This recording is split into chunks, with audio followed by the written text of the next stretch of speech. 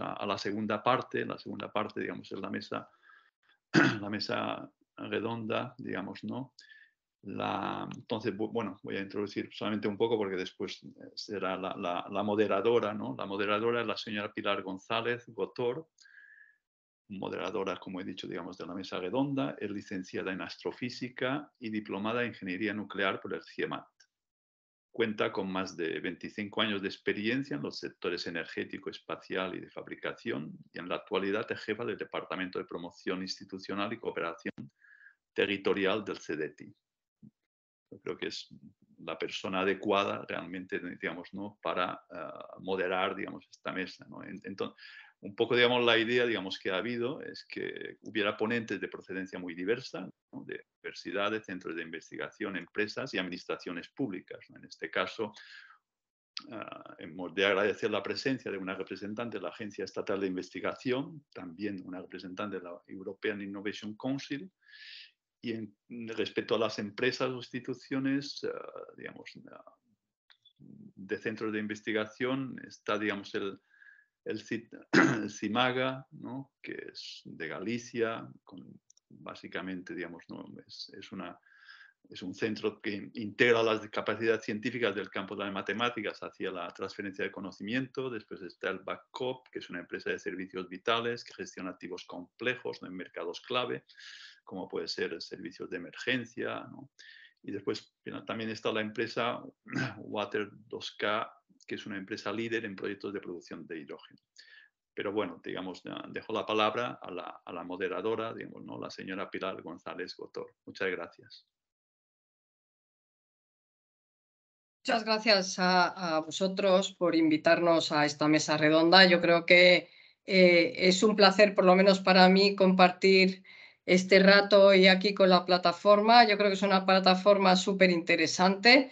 La verdad es que yo creo que es también una plataforma necesaria porque efectivamente, como decía Peregrina en su presentación, las matemáticas un poco así están en todas partes, pero es difícil saber dónde están. Entonces, yo creo que es bueno tener una plataforma que al final nos ayude a las empresas a saber a dónde tienen que acudir cuando tienen necesidad de esta tecnología de base. Así que nada, sin más, empezamos la mesa redonda, si os parece. Y yo quería empezar la mesa redonda. Muchísimas gracias, por cierto, por presentarme. Ya lamento que en vez de 25 ya vienen siendo casi bastante, un poco más de 30 años de experiencia. Se ve que en algún sitio no he actualizado cuántos años tengo, pero ya son más de 30 años. Y siempre relacionada con el mundo de la tecnología, ¿no? Primero en una empresa privada y llevo ya en el CEDETI otros 15 años, con lo cual, bueno, pues un poco en los dos mundos. Lo primero que quería, como os decía, era pues que los participantes de la mesa redonda se presenten a sí mismos, a pesar de esa breve presentación que nos has hecho, y que nos cuenten un poco pues, cuál es su papel hoy aquí en esta mesa. Pues perdonad, Ainhoa, por favor. Vale. Bueno, buenos días. Soy Ainhoa Morata y soy jefa de área en la subdivisión de programas temáticos científico-técnicos de la Agencia Estatal de Investigación, que, como sabéis, es, junto con el CEDETI, la mayor entidad pública estatal que financia y gestiona la investigación en I+D+I. Pues seguimos por Alfredo, por favor.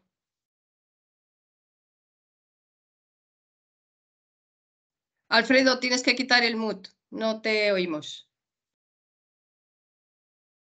Perdón, buenos días. Soy Alfredo Bermúdez de Castro, soy catedrático de Matemática Aplicada, jubilado y en este momento profesor emérito en la Universidad de Santiago de Compostela. Y también soy investigador adscrito al Centro de Investigación y Tecnología Matemática de Galicia, el CIMAGA, que es un centro de investigación de las 3 universidades gallegas, en cierto modo heredero del antiguo IMATI, el Instituto Tecnológico de Matemática Industrial. Pues muchas gracias, Isabel.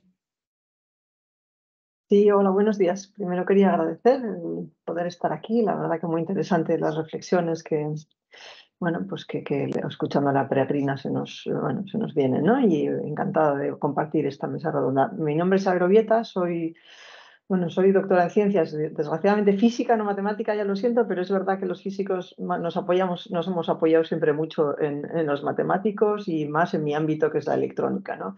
Desde hace no mucho tiempo, he trabajado tanto en la industria como muchos años en la transferencia de tecnología en un centro de investigación en España, pero desde hace 6 meses estoy trabajando para la Comisión Europea en la Agencia Ejecutiva para las SMEs, llamada ISMEA, donde se encuentra el European Innovation Council, que tiene muchísimo énfasis en tratar de acompañar a la investigación más básica hacia la comercialización, ¿no? A través sobre todo de empresas llamadas Deep Tech. Bueno, esto es una palabra que tiene mucha discusión sobre qué engloba, pero bueno, mi labor como Program Manager dentro de ISMEA es tanto ayudar a los investigadores en esa ruta hacia la comercialización, como apoyarles en la idea de patentar, en conocer el ecosistema, un poco todo, y en mi caso en el ámbito de la electrónica llamada más sostenible, intentando no la más convencional, sino buscar el tema de sostenibilidad. Y por supuesto la matemática en todo ello es muy interesante. Gracias.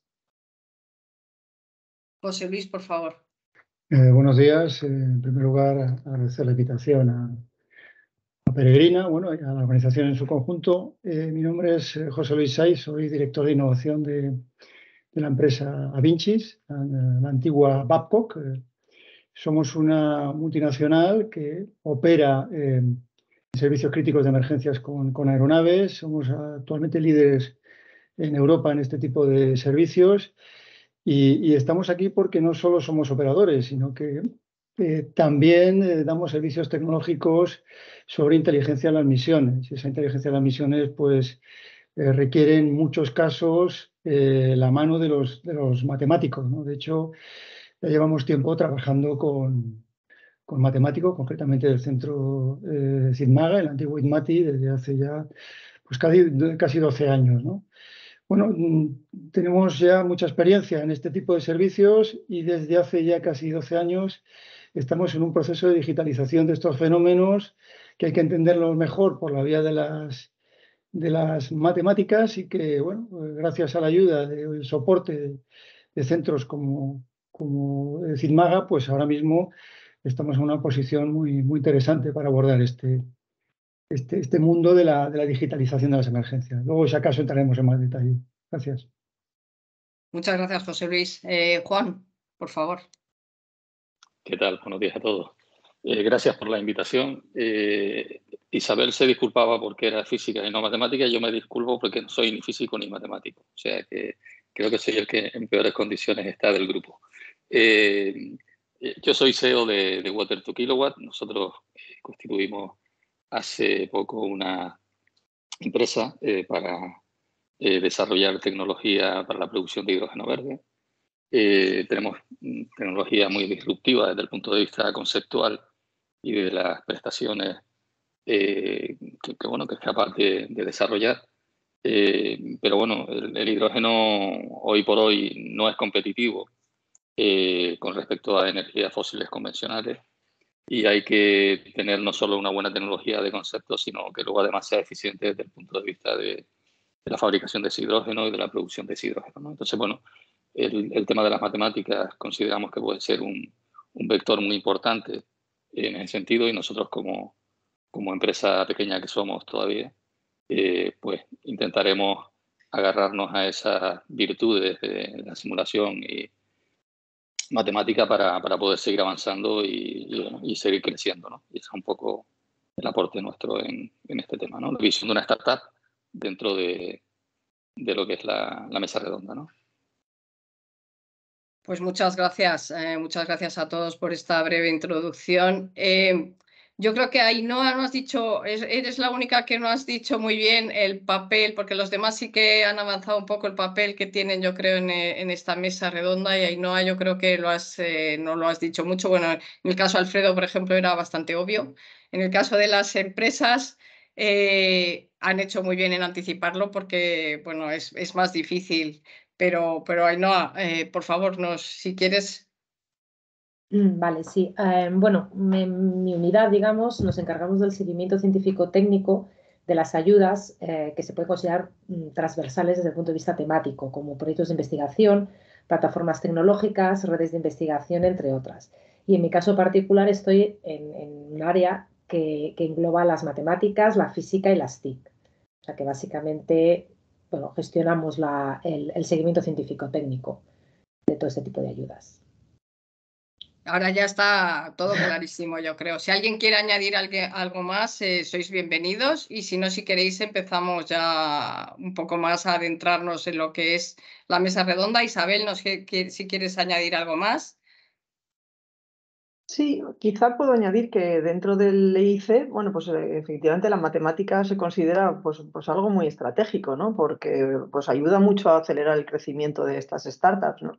De hecho, internamente tenemos algunas que se dedican al modelizado de, bueno, pues de materiales, por ejemplo, o temas también de Digital Twin, y las financiamos porque entendemos que es un muy buen camino hacia la explotación, ¿no? Y también a nivel básico, más básico, que también financiamos desde el EIC, ¿no? La parte más de tecnologías en TRLs muy bajos, desde el 1 hasta el 3 o 4, por ejemplo, pues es muy relevante, ¿no? La parte matemática en todos estos proyectos que nosotros visualizamos es muy relevante, y otra forma de explotar también es algunos de los modelos que crean los matemáticos en estos proyectos, que luego se licencian. Entonces, es un apartado muy importante dentro del EIC en todo lo que tiene que ver la explotación de desarrollos muy básicos también. Sí. Pues nada, muchísimas gracias, Isabel. Yo creo, Alfredo, que para empezar a discutir este tema, lo primero que necesita la audiencia es que tú, que vienes de la universidad y de un centro de investigación que es de matemáticas, vamos, es en qué consisten estas tecnologías, en qué consiste esta modelización, por favor. Tienes que quitar el mute, Alfredo, perdona. Perdonad de nuevo. No, decía que voy a intentar responder a esta pregunta con brevedad, aunque no sé si será fácil.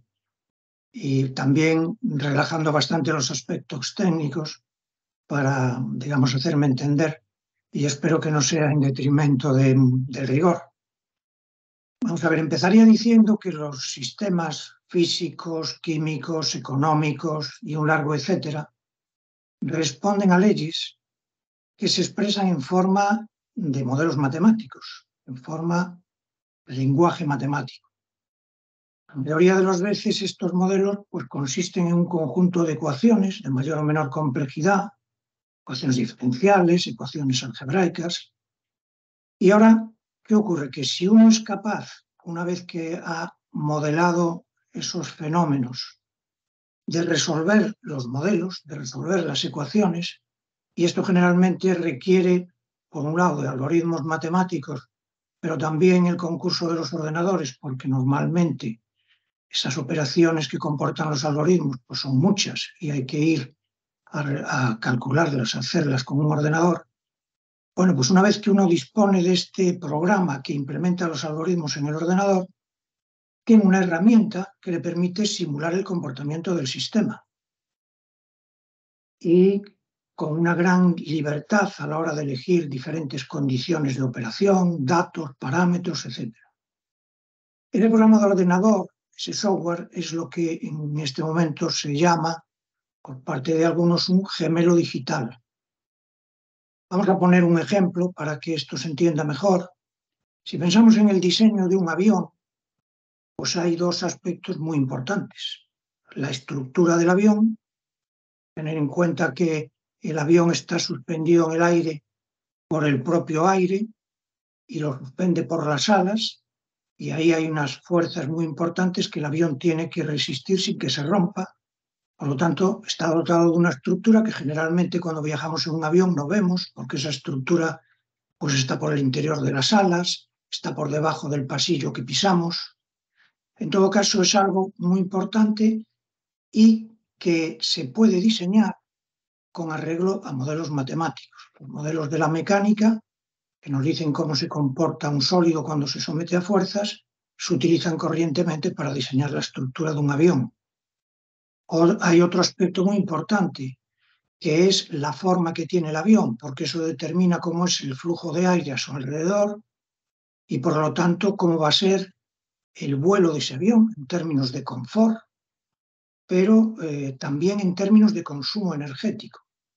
Bueno, pues también el diseño de la forma se hace con ayuda de modelos, en este caso de la mecánica de fluidos. Por lo tanto, estamos pensando aquí en dos subgemelos digitales del avión que hoy día permiten que los aviones salgan ya diseñados del ordenador. Después, efectivamente, a efectos de certificación, pues tienen que pasar ensayos experimentales, pero ya nos damos cuenta de que esto es una auténtica revolución en el diseño industrial. Lo interesante es que este ejemplo que yo pongo es totalmente extrapolable a muchos sectores de la industria.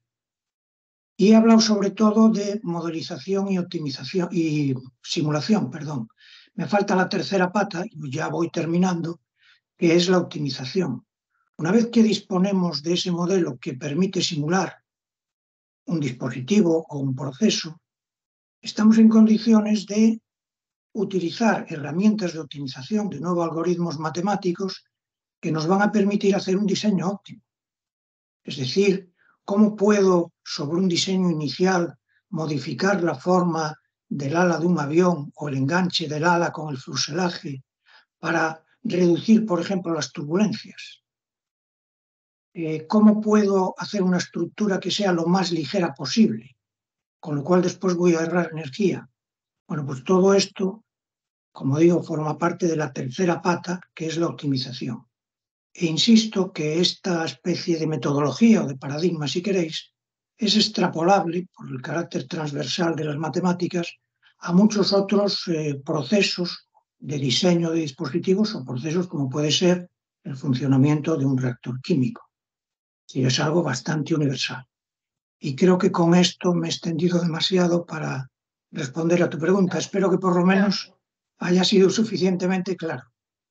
Pues no ha sido mucho. Muchas gracias, Alfredo, porque además me has dejado perfectamente a la audiencia preparada para la siguiente pregunta que tenía, que era que nos has dado un ejemplo, además nos has dado un ejemplo de un sector diferente, pues ahora vamos a la industria y que nos digan ellos los ejemplos, cómo utilizan ellos las matemáticas en sus empresas. Si queréis, José Luis, ¿empiezas tú? Muy bien. Bueno, agradecer las explicaciones del profesor porque además han sido, sí alcanzan a todos los públicos y son perfectamente entendibles para todos los que somos usuarios de las matemáticas. Aunque tengamos formación de ingenieros, pero no profundizamos tanto en el mundo de las matemáticas, vamos más a lo práctico, a la solución de los problemas, ¿no? Bueno, yo quería poner un ejemplo, sobre todo en el campo de la lucha contra incendios. Nosotros somos una compañía que trabajamos fundamentalmente en 3 actividades y 2 de ellas sí que requieren el uso de algoritmia para solucionar problemas reales.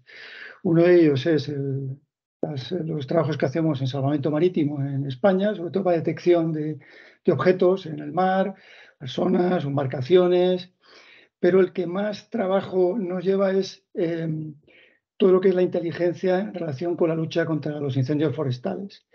Nosotros en esta tarea hacemos 2 tipos de actividades.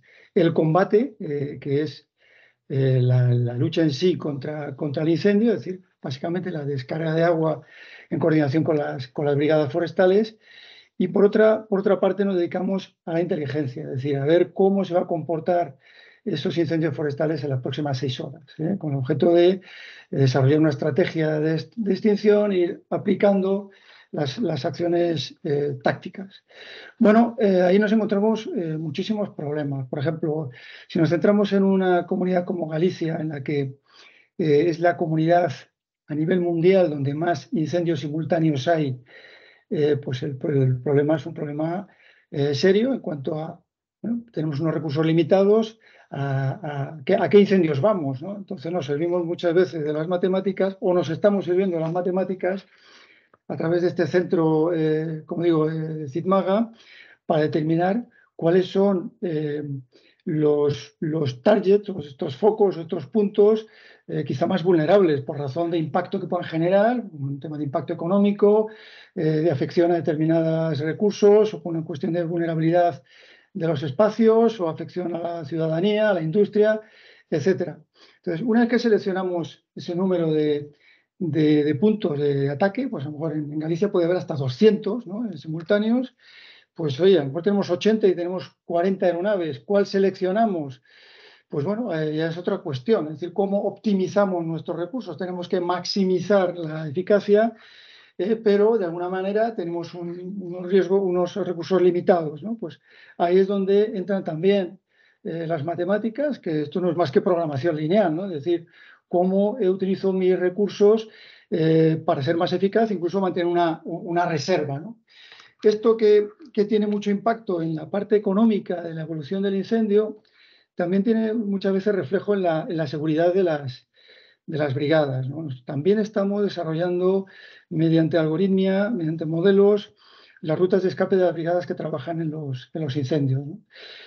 Calculamos el lugar idóneo en función de la caracterización del área de los incendios. Los incendios, este fenómeno es muy multiparamétrico, caracterizarlo es bastante complejo, modelizarlo es extremadamente complejo. Hay simuladores que no terminan de funcionar y tenemos que ir por partes. En el caso de las rutas de escape, tenemos que identificar el lugar idóneo, con un entorno de seguridad adecuado para que la brigada no se envuelva del incendio en el corto plazo, calcular la ruta de escape hacia un punto de evacuación, que a su vez es un punto de evacuación que tiene que cumplir la performance de nuestras aeronaves para poder tomar, aunque solo sea apoyar un patín en un punto donde se pueda subir la brigada.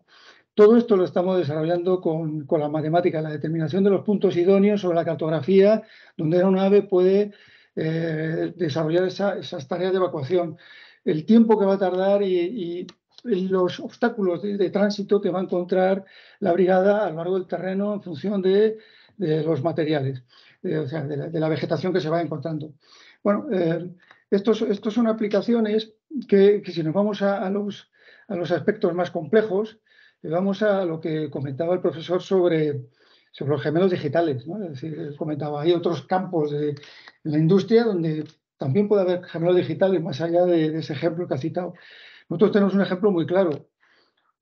Una superficie forestal, si queremos generar un modelo digital de esa superficie forestal, podemos de alguna manera simular determinados incendios en determinadas zonas para diseñar hipotéticas estrategias o tácticas de extinción para minimizar los impactos.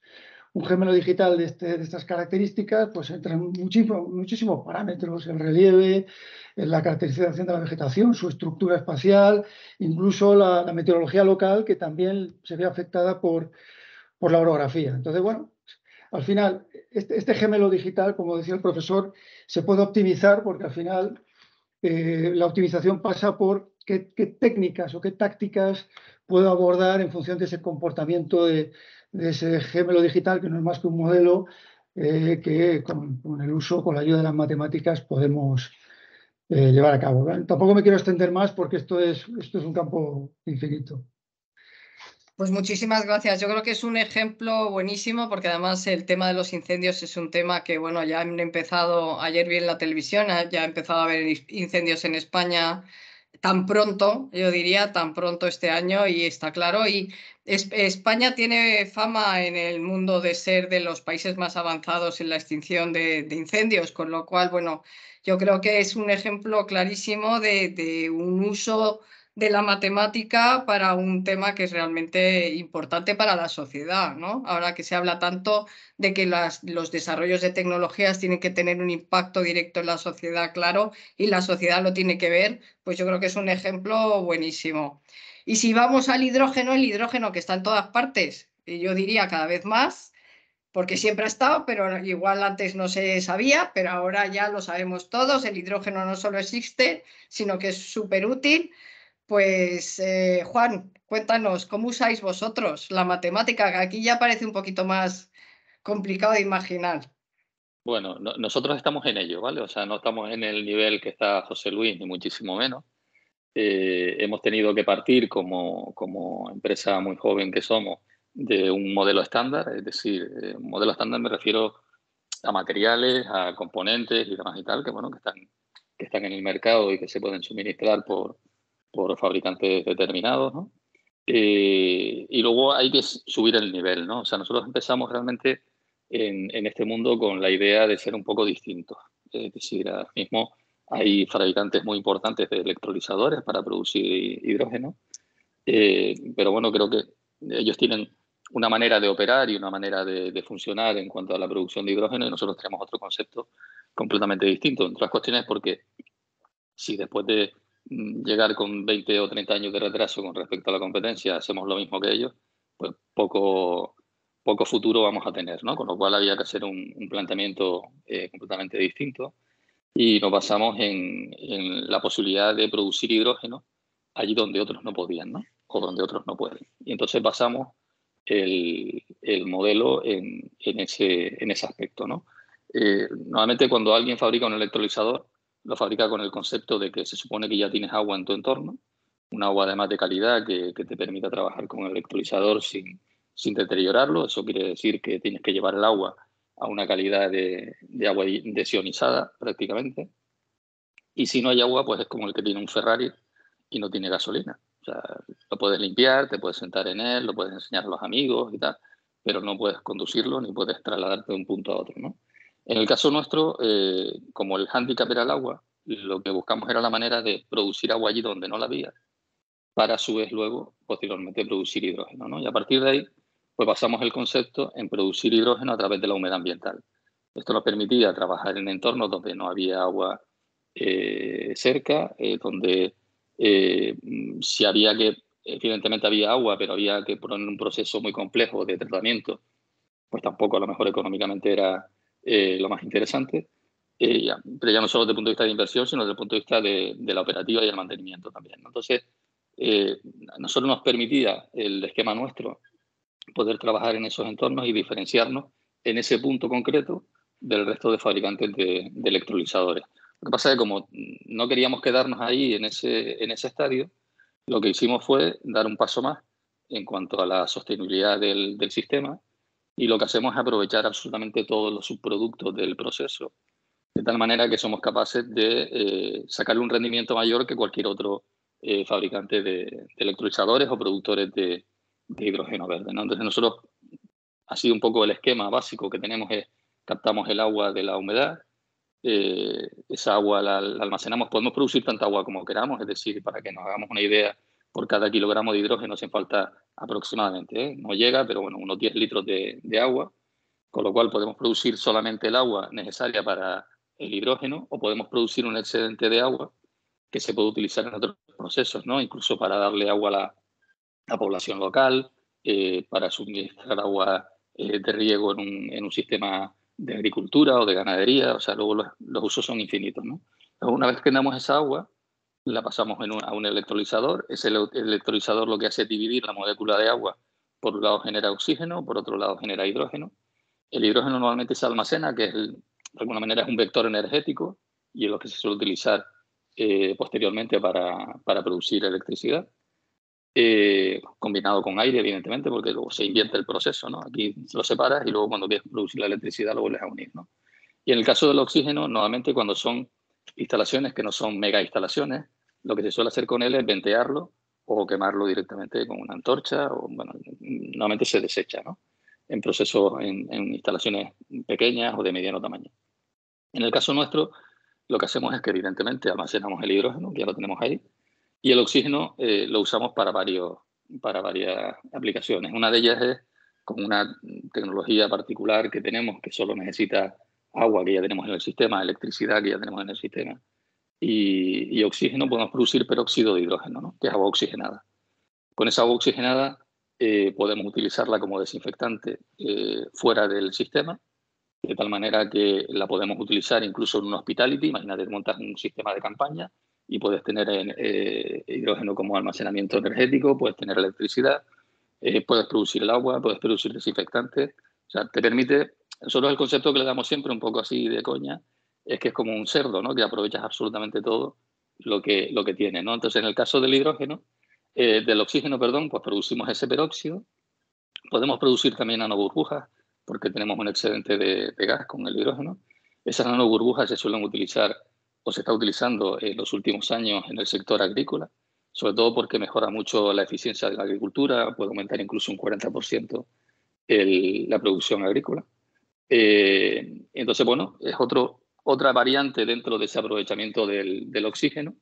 Y luego también lo utilizamos dentro de la pila de combustible. Nosotros tenemos dentro del sistema una pila de combustible para producir electricidad y lo que hacemos, como comentaba antes, es el paso inverso. Es decir, cogemos el hidrógeno, cogemos el oxígeno residual, enriquecemos aire del exterior y producimos electricidad con esos dos elementos, ¿no? Esa electricidad la podemos utilizar fuera del sistema en lo que se nos quiera ocurrir. Evidentemente, la electricidad nos da a hacer otra cosa.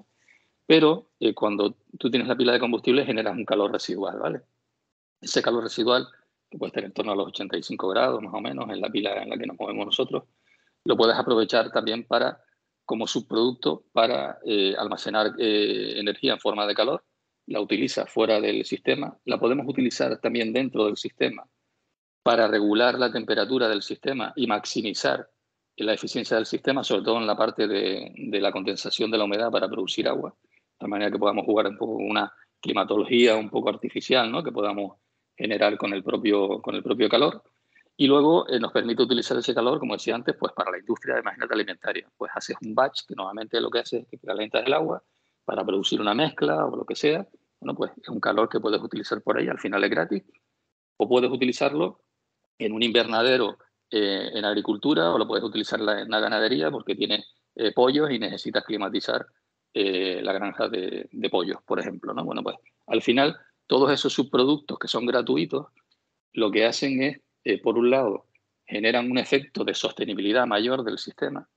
En algunos casos te permite incluso ser autosuficiente desde el punto de vista hídrico, energético, de ciertos recursos que ahora mismo tienes que comprar. Y ayudan, pues, evidentemente, a la reducción de la huella de carbono, a la sostenibilidad de las actividades que estás haciendo. Nosotros ahora mismo estamos, por ejemplo, en un proyecto para descarbonizar el 100% de una planta bueno, son derivados de carne, de cerdo. Y entonces, bueno, pues tiene un consumo energético muy importante.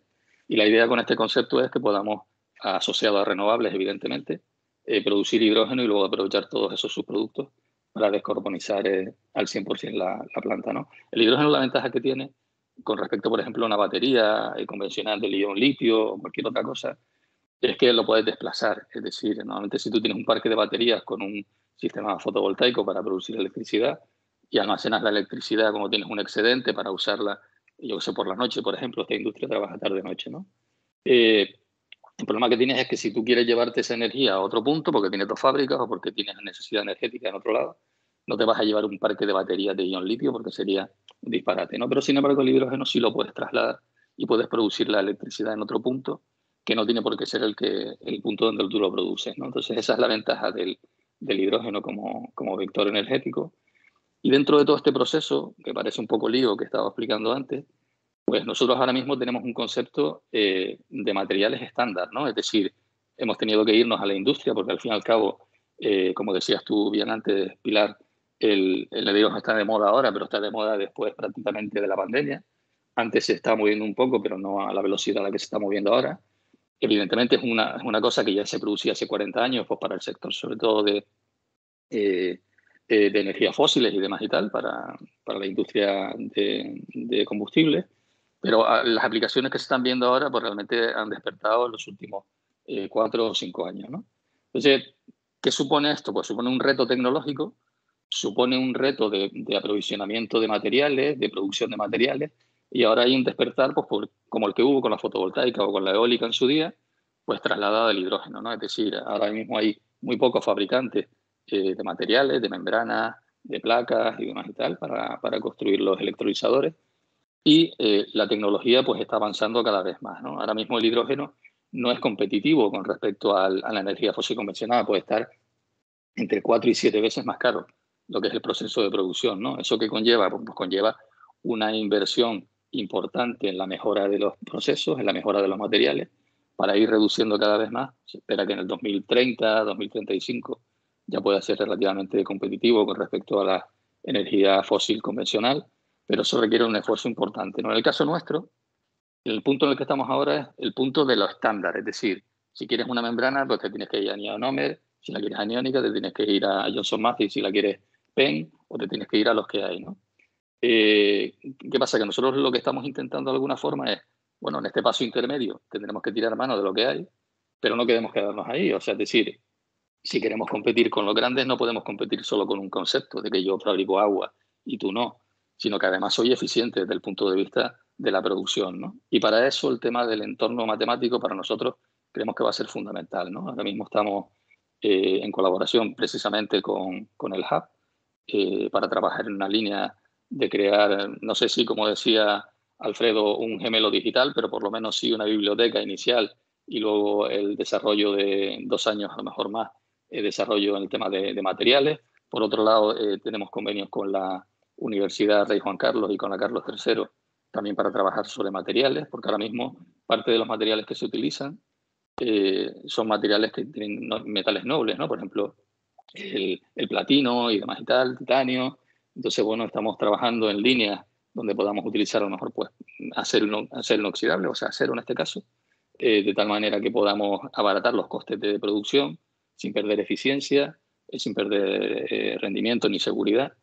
Y creemos que el tema de las matemáticas en eso nos puede ayudar muchísimo, ¿no? O sea, luego el hidrógeno es un elemento muy volátil, es decir, se escapa donde quiera lo metas. O sea, tienes un depósito y él va buscando la manera de salir de ahí y de escaparse. Entonces, la seguridad también es un factor importante. Y bueno, como bien apuntaba José Luis antes, el riesgo de incendio él lo controla con las matemáticas y nosotros el riesgo de explosión intentaremos también controlarlo de alguna manera con las matemáticas o ver cómo de alguna forma somos capaces luego de tomar decisiones si eso se produjese, ¿no? Y ya con esto me callo, que creo que he sido el más lenguarín de todos. O sea que... No, muchas gracias, Juan. Es súper interesante. Nos has dado un curso aquí estupendo. Así que no te preocupes. Muchas gracias. Pues ahora, Isabel, tú que vienes del mundo de otro sector, otra vez distinto, yo creo que esta visión de diferentes sectores, cómo utilizan la matemática, yo creo que es muy interesante. El sector de los semiconductores y la microelectrónica, pues si quieres nos cuentas y también desde un punto de vista más institucional, que tú estás más en una institución, ¿qué es lo que tienen que hacer las empresas para poder aprovechar los productos que salen de estos desarrollos matemáticos? Sí, la verdad, la industria microelectrónica ha sido, no sé si pionera, pero desde luego se utiliza muchísimo modelizado y simulación bueno, desde el proceso, pasando por los componentes hasta el funcionamiento de un sistema. Supongo que es porque como son procesos tan caros y requieren además inversiones carísimas, pues desde hace mucho tiempo, muchos años, vamos, más de 50 años, el hecho de no hacer prueba y error con los procesos, sino tener todo simulado, modelos de casi todo, ya digo, desde el proceso, pasando por el dispositivo, pues ha sido la forma de trabajar de la industria, ¿no?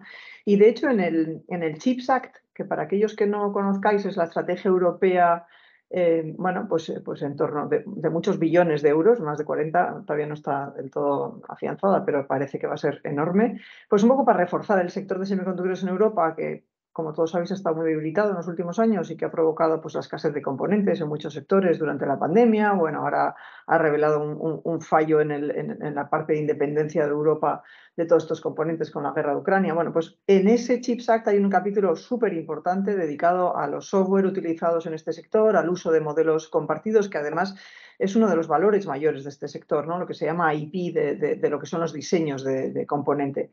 Y bueno, pues, o sea, quiero decir que ha sido habitual y lo va a seguir siendo y va a haber mucho dinero para ello, ¿no?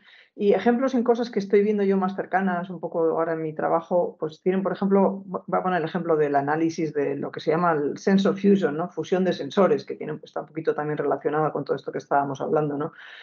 Por ejemplo, ligado al vehículo autónomo, ¿no? Pues el hecho de poder analizar toda la información que te dan un montón de sensores para, bueno, pues para que al final el vehículo autónomo sea una realidad y no vayamos tocándonos con cualquier cosa, ¿no? Pues es un punto muy importante en el que la matemática tiene que trabajar con unas bases de datos enormes de datos de sensores Y es un ejemplo interesante, ¿no? Otro muy cercano a lo que yo estoy haciendo tiene que ver con Industry 5.0, ¿no? Y con el tema de Machine Health, de la vida de las máquinas, de cómo mejorar un poco todo el mundo industrial. También hay un montón de sensores en los cuales están trabajando, bueno, pues a la vez y el coger toda esta información y darle sentido y que actúen en la manera que tiene que actuar al final, bueno, pues tiene mucho que ver con el Digital Twin o con el gemelo digital, pero no solamente es gemelo digital, sino que también es el análisis de todos estos datos para optimización de procesos, para optimización, como decía, de vehículo autónomo. Son dos ejemplos cercanos, pero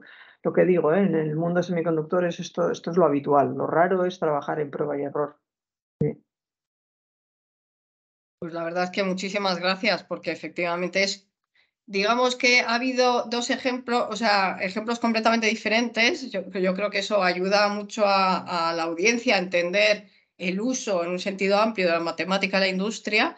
Pero ahora, Ainhoa, como lo que hacéis en la Agencia Estatal de Investigación es dar ayudas, pues yo creo que lo que está pidiendo la audiencia es que nos digas cómo alguien que quiere una industria, que quiere hacer una industria o una entidad de investigación, un organismo de investigación que quiere hacer un desarrollo basado en la matemática, qué ayudas puede encontrar, ¿no?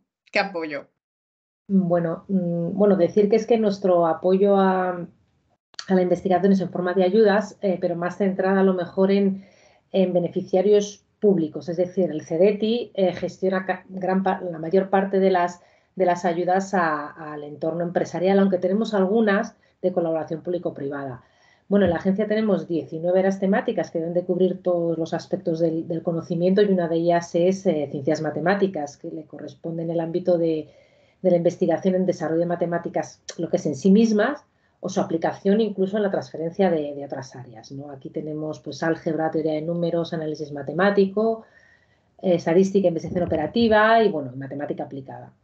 Y respecto al número de ayudas, pues también abarcamos todo tipo de necesidades, desde ayudas a recursos humanos, como son los contratos predoctorales y postdoctorales, también por áreas temáticas, como pues bueno, nuestra convocatoria un poco más grande, que es a proyectos de investigación, a entidades públicas, y también ayudas a colaboración público-privada, que abarcamos igual hasta un TRL, que podemos decir 7-8, ¿no?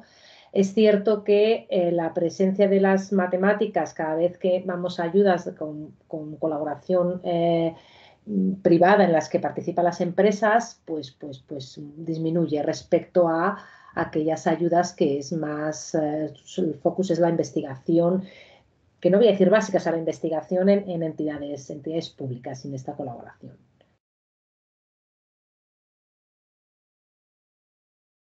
Esta vez era yo la que me he dejado el... No, yo creo que has dicho una cosa súper interesante, que yo creo que todas las entidades lo tienen que saber, es que es lo que es la incorporación de talento. El talento, los doctorados, es absolutamente fundamental en un área como esta, tan de ciencia básica, yo diría, el tema del talento, ¿no? Y por mi parte y por alusiones, aunque yo no sea miembro de la mesa, es verdad que hay una convocatoria que está entre el CDTI y la Agencia Estatal de Investigación, que es la convocatoria de retos colaboración, que no se llama retos ya, perdona, colaboración público-privada, en la cual lo que se pretende es hacer esa transferencia de tecnología, donde van asociados los organismos de investigación con las empresas, y luego desde el CDTI tenemos muchos tipos de ayuda, donde las empresas son las que demandan, digamos, las que piden la ayuda, y luego los organismos de investigación van subcontratados habitualmente, bueno, siempre van subcontratados para dar ese apoyo necesario. Y muchas veces, pues como en Notec, que es para startups, ahora que está aquí Juan, lo que hacemos es que incluso damos un plus si se contrata ese talento tan necesario para estas empresas que tienen que tener una base de tecnología, ¿no? Y a veces efectivamente es difícil de entender en temas más cercanos al mercado, como algo que como las matemáticas, que se entiende como una ciencia básica, cómo las puedes acercar al mercado. Yo creo que por eso esta mesa redonda y esta plataforma es tan interesante, la verdad. En ese sentido, Alfredo, ¿qué actividades, cómo veis vosotros desde el punto de vista, porque hemos hablado mucho de la industria, de más cercano al mercado, y cómo veis vosotros desde el punto de vista de vosotros, de los investigadores, de realmente los organismos que hacéis estos desarrollos, cómo veis la transferencia de tecnología? ¿Cómo veis esto? Bien, sí, una pregunta también para extenderse. Vamos a ver, en principio, hoy día se acepta universalmente que la transferencia de conocimiento es una de las misiones de la universidad. Es la tercera misión junto con la docencia y la investigación, que son las dos misiones clásicas. Claro, esto es así, se acepta teóricamente este esquema, pero después en la práctica las cosas ya no están muy de acuerdo con esta aceptación.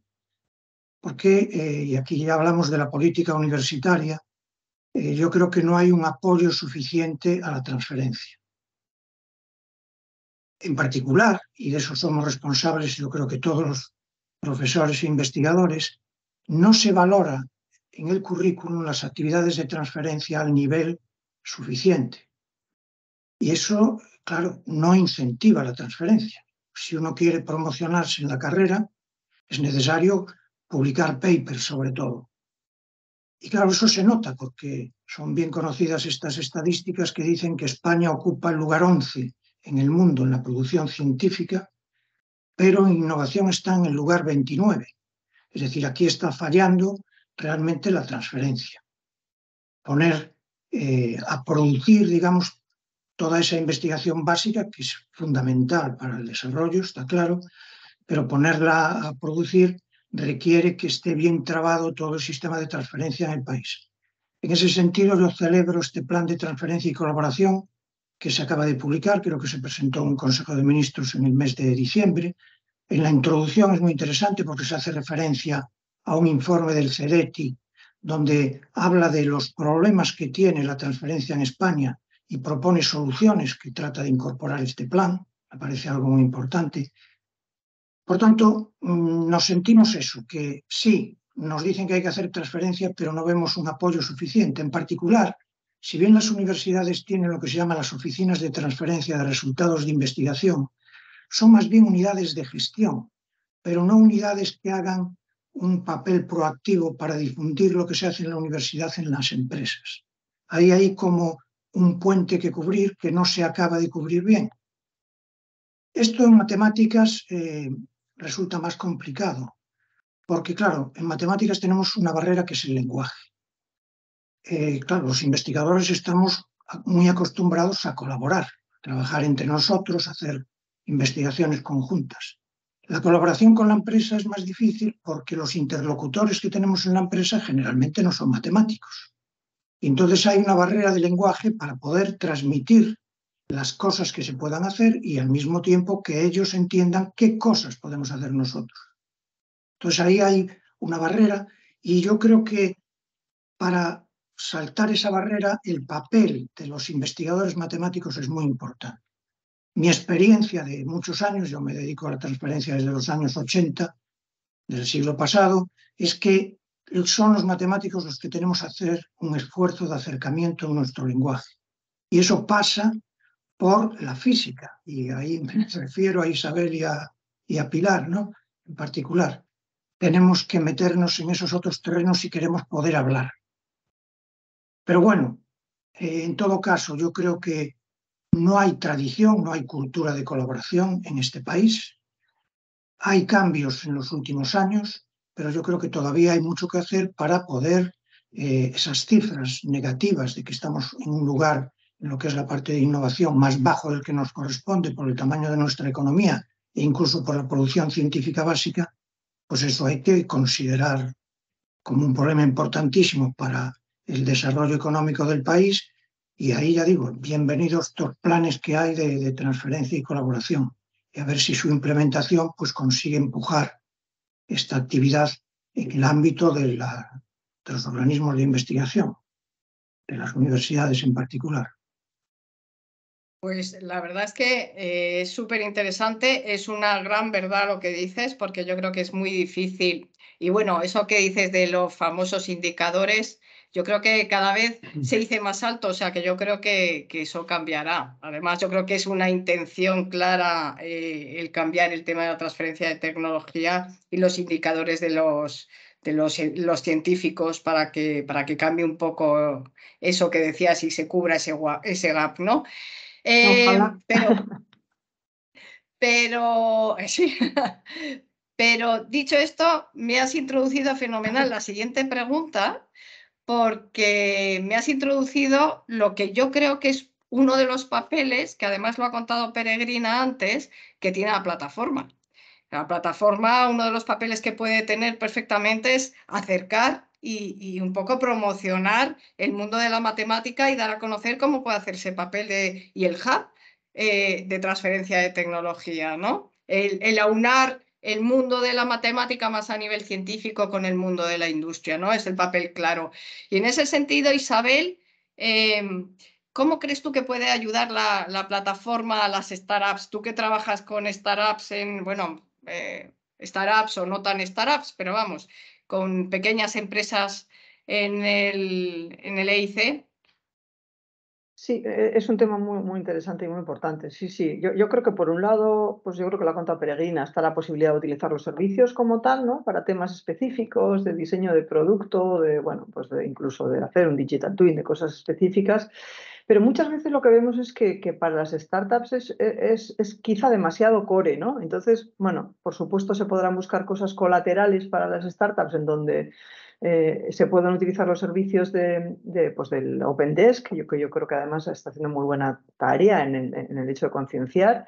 Y de hecho nosotros también como Program Managers tenemos esta labor un poco, ¿no? De intentar que las startups cuando necesiten, pues eso, el diseño de algo o tal, acudan o incluso prototipar, por ejemplo, ¿no? Acudan a plantas piloto, que bueno, todo este tipo de servicio también nosotros tratamos de acercarlo, ¿no? Y estoy de acuerdo con Alfredo en que muchas veces la semántica es difícil y bueno, pues es uno de los papeles como Program Manager acercar ambos servicios y cuando lo necesite una startup pasársela, ¿no? Pero, como decía, creo que a veces es muy core como para que ese servicio se quiera subcontratar de alguna manera, ¿no?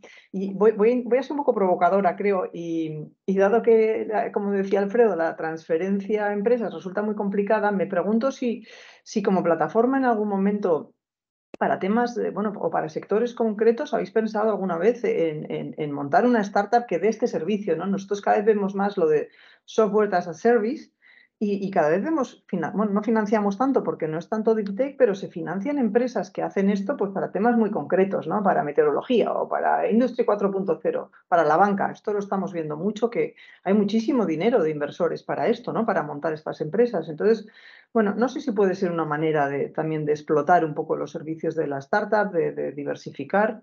Y otro punto, y viniendo un poco de donde vengo, el tema de los modelos, ¿no? El tema de los modelos también vemos que tiene muchísimo valor, ¿no? Y otra forma de transferir conocimiento también es licenciando, ¿no? Tú proteges tu modelo y luego lo licencias. Y bueno, yo creo que son puntos que nosotros vemos a través del EIC que también es otra manera de transferir, que no es directamente tengo un contrato con una empresa, que muchas veces en aspectos pues un poco tecnológicamente avanzados no siempre es evidente, ¿no? Y con esto dejo un poco esta provocación encima de la mesa. Perdona, Pilar, que No, te he la quitado el verdad es que pastel. es súper interesante. No, es súper interesante. Y yo creo que, bueno, eso te tiene que responder Peregrina luego. Yo ahí no. Juan, ¿y tú desde tu empresa, cómo utilizáis o cómo habéis utilizado la plataforma? Yo creo que es un ejemplo bueno de un caso práctico, ¿no? Bueno, nosotros llegamos a la plataforma un poco por casualidad, ¿vale? O sea, porque, como decía antes, somos un poco desinquietos y entonces estamos buscando siempre la manera de mejorar lo que ya tenemos, ¿no? O sea, la única manera de competir con un grande es jugar con sus mismas herramientas. Evidentemente, como startup es imposible hacerlo con recursos propios.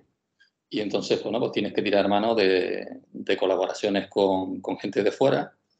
Y hablando con Peregrina y con la plataforma, bueno, pues comentábamos un poco cuál era nuestro objetivo de mejora de la tecnología y entendíamos que una manera de avanzar de manera importante, ¿no?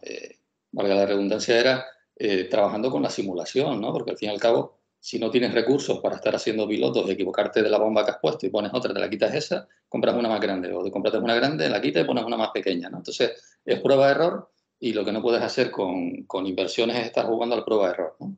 Entonces, el tema de la simulación para nosotros era un factor crítico, ¿no? Es decir, sobre todo por lo que comentaba antes, que al final la configuración que tenemos como sistema es un poco compleja, ¿no? O sea, porque hay muchos factores que se tienen que interrelacionar unos con otros, ¿no? Es decir, la eficiencia de una parte del sistema va a significar que la siguiente parte funcione mejor o peor, ¿no?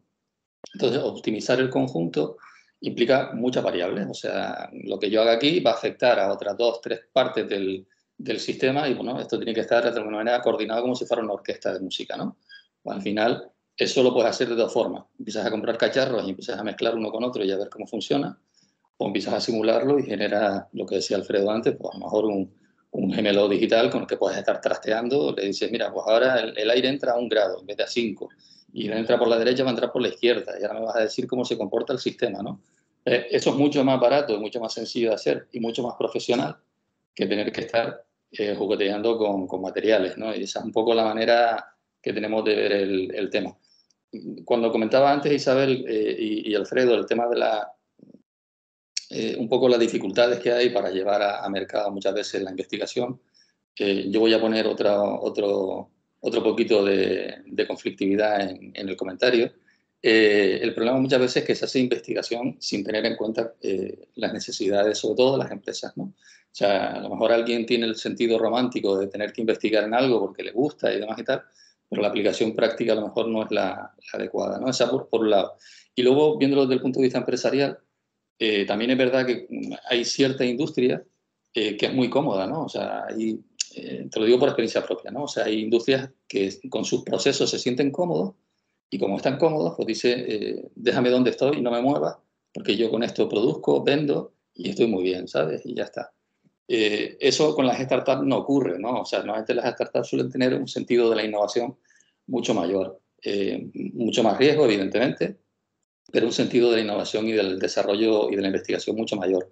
Entonces, tienes dos opciones, o te pones a culturizar de alguna forma a la empresa madura o a la empresa que está cómoda en su situación actual, o apuestas también un poco más por la gente de la startup, ¿no? Y yo creo que realmente si un país quiere avanzar en el tema de la investigación, el desarrollo y la innovación, hay que prestar una especial atención al tema de la gente que está pensando ahora, ¿no? A mí me coge un poco mayor, pero si me llega a coger a mí con 20 años menos, te puedo decir que, vamos, que estaría ordeñando la vaca esta, no te puedes ni imaginar cuánto, ¿sabes? O sea, sería una cosa brutal. Al final, hay un montón de gente joven, porque lo vemos nosotros tenemos la empresa en 2 centros de negocios, ¿no? Uno de ellos en Moratalá, del Ayuntamiento, y otro en el Parque Científico Tecnológico en Gran Canaria.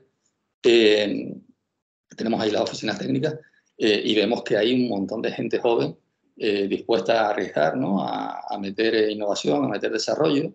Y yo creo que ahí es donde hay que hacer a lo mejor un especial hincapié, ¿no? Sobre todo porque todos tenemos el mismo problema, es decir, la falta de recursos. Y el tema de la modelización y el tema del hub puede significar la diferencia entre destacar y quedarte donde estás, ¿no? Esa es un poco mi visión del tema. Pues nada, muchísimas gracias, Juan, porque hemos entrado, bueno, José Luis, ahora ya súper breve, porque yo creo que estamos ya fuera de tiempo. Peregrina, avisa cuando ya tengamos que cortar o nos matas. No, pero tenéis 15 minutos todavía, perdón. Ah, vale, Perdón, guay. Pilar. Mejor. Entonces, José Luis, desde el punto de vista de una multinacional, ¿cuál es el uso que habéis dado vosotros por un lado, a la plataforma, al hub, y por otro lado, vuestro punto de vista de todo este tema? Bueno, una empresa, actualmente las multinacionales utilizan estrategias de lo que llaman la innovación abierta, es decir, normalmente tú tienes un área de un departamento de innovación o de investigación y desarrollo y si tratas muchas disciplinas no instalas todas tus capacidades en la compañía. Lo que instalas precisamente son esos interlocutores de los que hablaba Alfredo, es decir, para entender a determinados matemáticos o físicos o ingenieros y traducir ese lenguaje a nuestras soluciones, ¿no? Entonces, nosotros sí que tenemos un staff de personas con una formación que son los intérpretes, entre otros, de los matemáticos, ¿no? Es decir, para explicar mejor nuestra problemática. A partir de ahí, es decir, ese staff por decirlo de alguna manera, de esos interlocutores, ¿no? Facilitamos la transferencia tecnológica de los centros de investigación y bueno, y trabajamos con ellos directamente. Es decir, nosotros hay determinadas especializaciones que preferimos externalizarlas, pero incorporarlas también en nuestra cadena de valor, ¿no? Por ejemplo, cuando empezamos a trabajar en los modelos matemáticos para interpretar mejor los problemas en la lucha contra incendios forestales, en esa inteligencia para el combate de los incendios forestales, pues a partir precisamente de un proyecto de CEDETI, un Interreg Galicia entonces, pues nosotros no, sino un centro de matemáticas, concretamente INMATI, contactó con nosotros.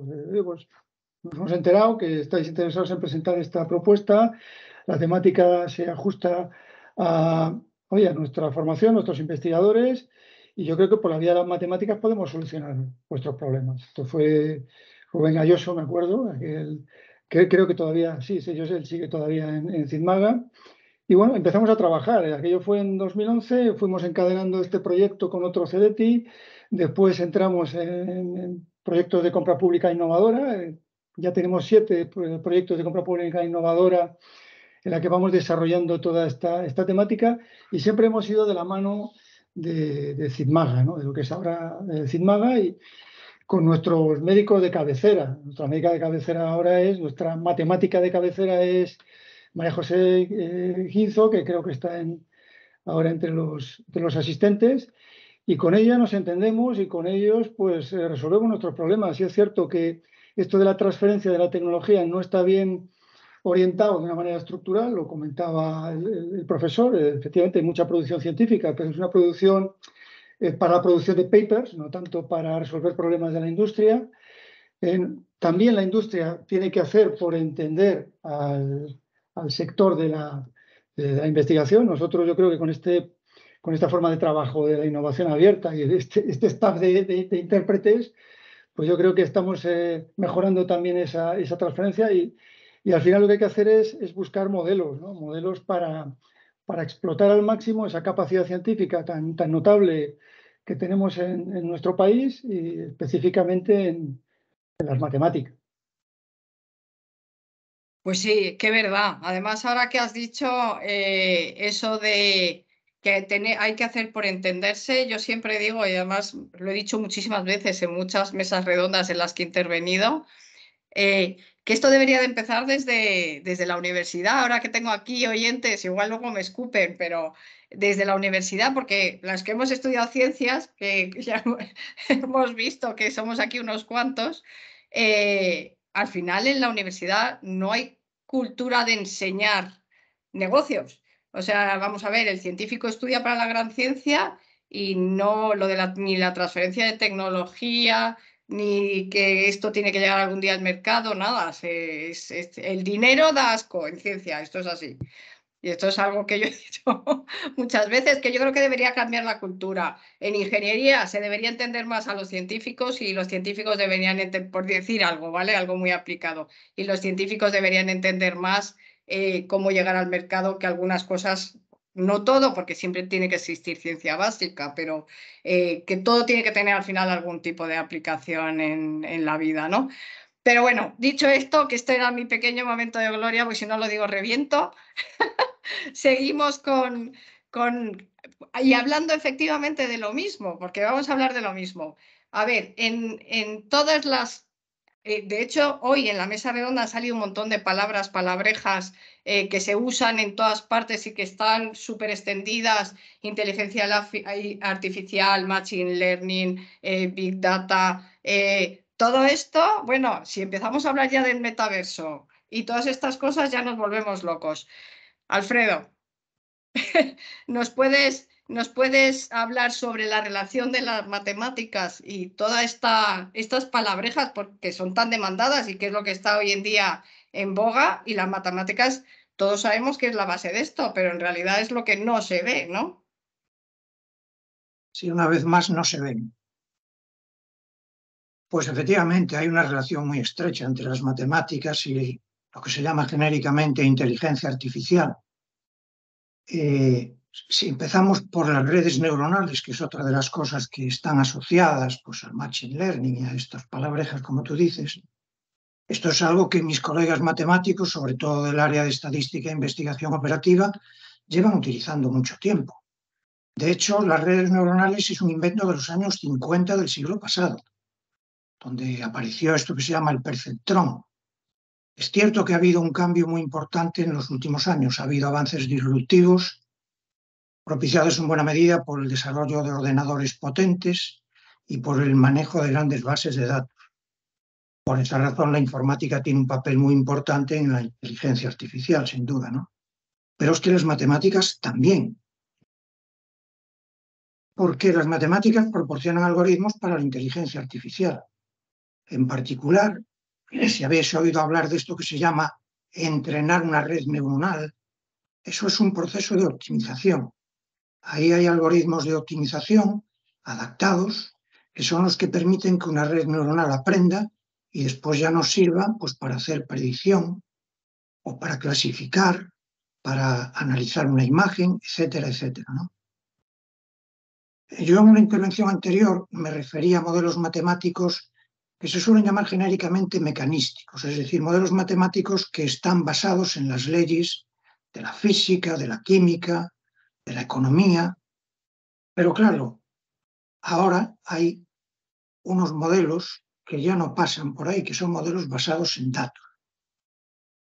Si nosotros tenemos un proceso y ese proceso lo tenemos sensorizado y entonces estamos midiendo, antes lo comentaba creo que Isabel, y estamos midiendo gran cantidad de datos de ese proceso, bueno, pues después nosotros podemos con esos datos utilizar una herramienta de aprendizaje automático como es una red neuronal, entrenarla y entonces tener un modelo no basado en física, sino un modelo basado en datos.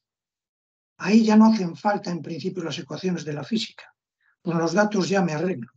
Evidentemente hay que saber tratar esos datos, hay que prepararlos, hay que después entrenar bien a la red, hay que hacer una buena división entre datos de entrenamiento y datos de validación. En fin, todo eso tiene unas técnicas, pero que sin cesar están recurriendo a algoritmos.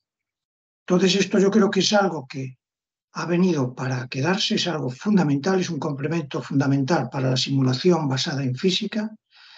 Y esto, bueno, pues como digo, son algunas cosas viejas, muy actualizadas y muy desarrolladas, pero tienen que ver con cosas como la regresión, la clasificación, que los estadísticos pues ya utilizaban, hablaban, desarrollaban desde hace muchos años. Pues es que era fundamental porque yo creo que muchas veces la matemática, pues lo hemos dicho ya muchas veces en la mesa redonda de hoy, está como oculta detrás de todas estas cosas que suenan mucho más y que son como mucho más, está mucho más de moda, vamos a decirlo así, ¿no? Y otro tema que está muy de moda y que yo creo que también ha salido muchas veces, Ainhoa, es el tema del talento. El tema de la formación en las carreras de estas tecnologías facilitadoras STEM, que se ha dado en llamar. ¿Y tú crees que, o nos puedes decir si hay alguna iniciativa en este sentido en el área de las matemáticas? Sí, bueno, la verdad es que bueno, hay varios estudios al respecto de en qué momento los alumnos dejan de estudiar matemáticas, si es en secundaria o es a la elección de la carrera, aunque bueno, luego ves las notas de la EBAU y te quedas bastante sorprendido de que las matemáticas y la física de repente son las que mayores notas tiene. Que en mi caso, yo también soy física, pues la verdad es que mi año pedían un 6, una cosa así, o sea que sí que parece que hay una demanda a nivel universitario. En relación con la agencia, una de las áreas de conocimiento que tenemos es ciencias de la educación. Entonces, en ese área he estado haciendo una pequeña búsqueda Y sí que he encontrado proyectos relacionados con la educación en el sector de las matemáticas, sobre, por ejemplo, pensamiento algebraico en educación infantil y educación primaria, o la formación en STEM de los docentes en el propio contexto, y cómo enfocar las enseñanzas de las matemáticas en aprendizajes anteriores a universitarios. O sea que por ese lado sí que tenemos financiación de proyectos en ese aspecto. Pues sí, muchas gracias, porque yo creo que eso es un aspecto fundamental. Yo creo que uno de los aspectos, sinceramente, yo que estoy mucho en contacto, en muchas reuniones, en contacto con empresas, uno de los aspectos que más preocupa ahora mismo a las empresas es el talento, el encontrar talento y el poder encontrar y retener talento y atraer talento, ¿no? Es una de las mayores preocupaciones ahora mismo, en general sale, yo creo, en casi todas los ámbitos en los que me muevo, que ya os digo que fundamentalmente es de empresas, y yo creo que es un tema fundamental. Y yo creo que ya, mira, son 44. Vamos a cumplir casi bien, Peregrina, porque, porque os voy a dejar que digáis cada uno una frasecilla corta para cerrar la sesión y para un poco resumir todo lo que hemos estado discutiendo hoy en esta mesa, que por mi parte ha sido súper interesante. Pues si queréis, yo voy a empezar como os veo en la pantalla, que no será como me veáis vosotros, pero no me importa. Isabel, por favor.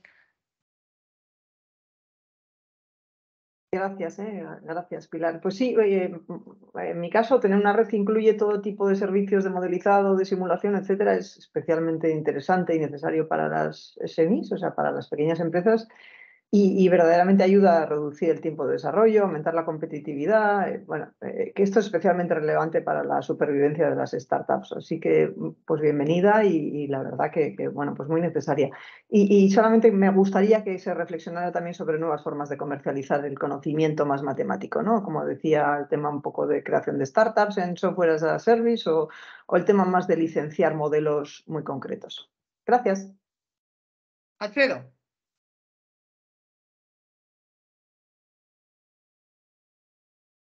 Bueno, pues yo en primer lugar aprovecho para agradecer el que se haya contado conmigo para esta mesa redonda, que me ha resultado realmente muy interesante.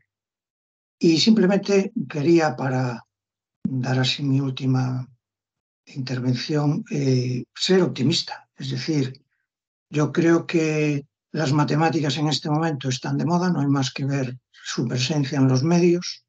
Las empresas, como decía bien Pilar, quieren incorporar matemáticos, hasta el punto de que en este momento hay falta de matemáticos en la enseñanza secundaria, que era la salida tradicional de la mayoría de los matemáticos. En este momento, yo creo que más de la mitad de las plazas que se cubren en las oposiciones son no matemáticos.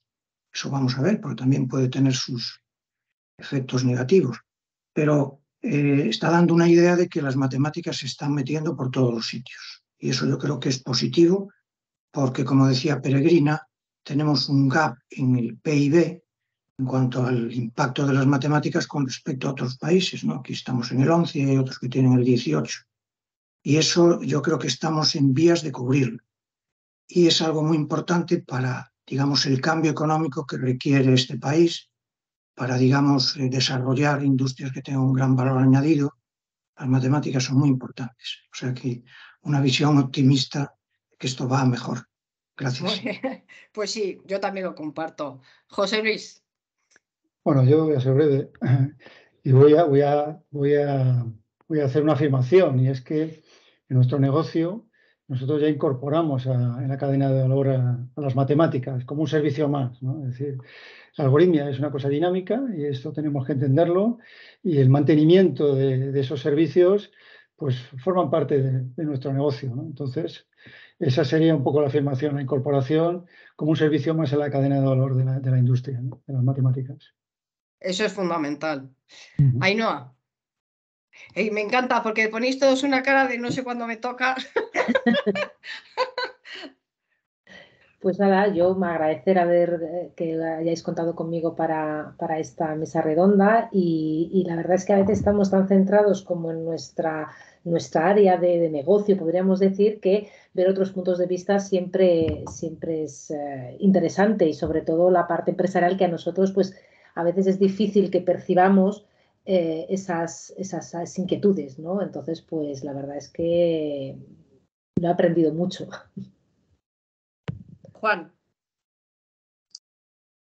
Ahora sí. Bueno, pues nada, yo quiero agradecer la invitación y no incidir en el tema de, ya que aprovechamos que aquí hay organismos públicos y algunos organismos de apoyo importantes, aprovechar para incidir en el discurso de que las startups creo que son un vehículo para el cambio, sobre todo para el cambio de lo que comentaba antes, de empresas que son a veces más maduras, más conservadoras, que a lo mejor no se plantean con estructura propia el hacer ciertos cambios, pero que esas startups, como tienen que sobrevivir de alguna manera, tienen el incentivo y tienen el empuje de poder intentar convencer a esas industrias más maduras, más conservadoras, de esos cambios, ¿no? Lo puedes ver hoy en día en la agricultura, con el tema del uso de drones, o lo puedes ver en cualquier otro segmento, ¿no? O sea, son empresas que son pequeñas, evidentemente, pero que tienen un empuje y un concepto de la innovación y la investigación, aprovechando las matemáticas,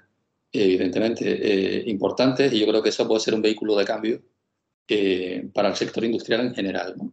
Te lo digo porque nosotros, por ejemplo, estamos con una industria, como te comentaba antes, de food and beverage, que de por sí son muy conservadoras, porque dice, oye, yo estoy muy bien, ¿sabes? O sea, la carne no se me pudre, el tipo que se la come no se pone malo, ¿sabes? Entonces, jugar en ciertos terrenos donde la gente se siente cómoda es un poco complicado, ¿no? Entonces, bueno, nosotros somos un poco el vehículo, ¿no?, de ese cambio, en el sentido de decir, oye, no va a pasar nada, simplemente está en otra parte del proceso, donde lo mejoras y demás y tal, pero tú vas a seguir friendo la carne o cociéndola igual que lo haces hasta ahora, ¿no? Solo que la energía que utilizas o el modelo energético que tienes es distinto, ¿no? Y ya está. Entonces, bueno, simplemente eso, ¿no? Pues muchísimas gracias a todos. Yo creo que ha sido una mesa interesantísima. Espero que a la audiencia también se lo haya parecido. A mí, desde luego, sí.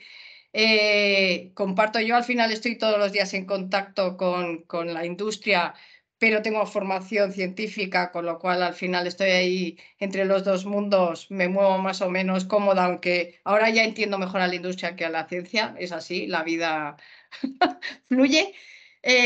Y os agradezco muchísimo, y agradezco sobre todo a Peregrina. Nos hemos pasado un poquito de tiempo, Peregrina, pero creo que ha merecido la pena. Muchísimas gracias. Mi conclusión es: las matemáticas están en todas partes, y yo creo que la plataforma tiene un gran trabajo y nos puede hacer, puede darnos un servicio maravilloso que yo creo que hay que aprovechar. Así que nada, Peregrina, os doy la palabra. Muchísimas gracias. Muchísimas gracias, Pilar. Ha sido una mesa redonda interesantísima. Realmente, bueno, espero que la audiencia haya disfrutado tanto como yo, porque he disfrutado muchísimo. Desde la plataforma cogemos el testigo de vuestras sugerencias y vuestras reflexiones, porque han sido muchas.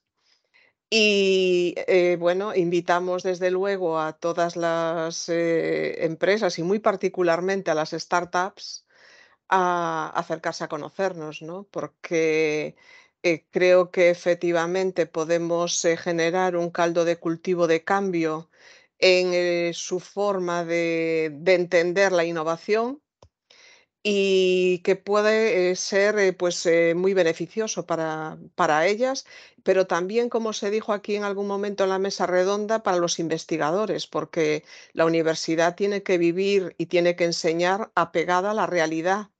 Y la realidad está, pues, en el día a día del mundo industrial, de las empresas, de los centros de salud, etcétera. Así que la plataforma esperamos que sea un win-win para ambas partes, para ambos mundos, porque es importante.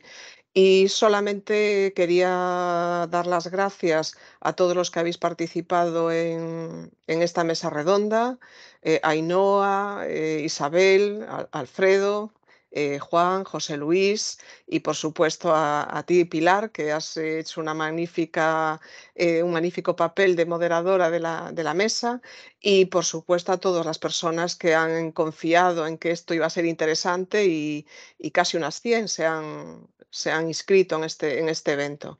Así que muchas gracias y os invito a manteneros en contacto con la plataforma. Y feliz cumpleaños a la plataforma, claro.